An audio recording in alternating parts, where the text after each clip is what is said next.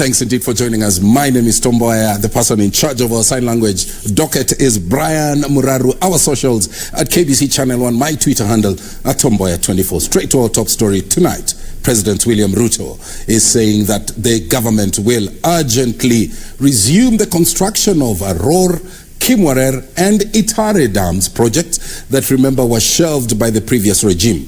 The president made these remarks after holding bilaterals with President Sergio Mattarella of Italy at State House Nairobi. The head of state said that Kenya and Italy governments have agreed to facilitate the withdrawal of cases challenging the legality of the procurement process following the preliminary stages of the projects. Ben Chumba opens this live broadcast with the report from State House. President William Ruto and his Italian counterpart Sergio Mattarella struck a deal that will see the multi-billion shillings Arror, Kimwarer and Itare dams project revived 3 years after they were cancelled over fraudulent claims. I am happy to report to the nation that the government of Kenya and the government of Italy have agreed, and in fact the process of sorting out the matters in court has already started in earnest.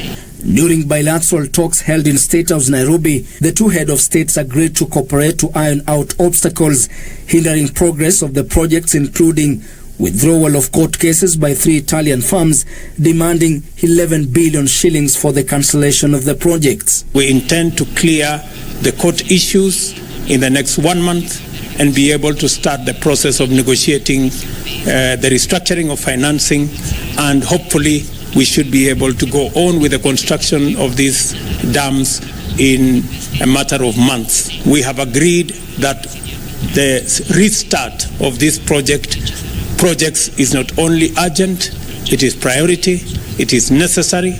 Italian President Sergio Mattarella committed to providing over 13 billion shillings in loans and grants to aid Kenya in the implementation of various projects within the agriculture, health, creative economy and digital superhighway sectors.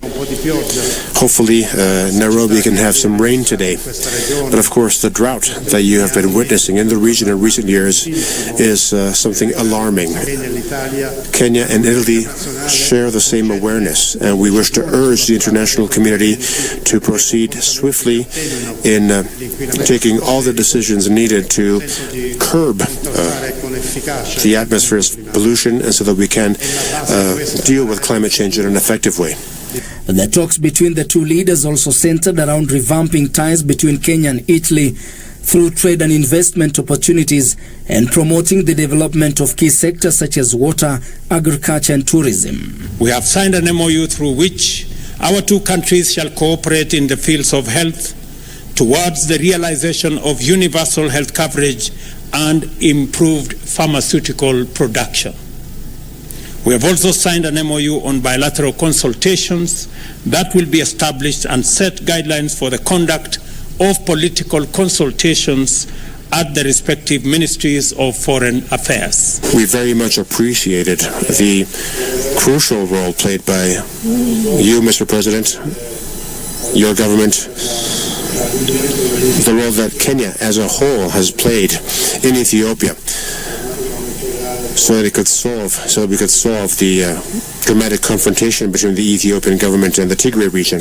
During his 4-day tour of the country, President Sergio Mattarella will also hold a public lecture on climate change at the University of Nairobi.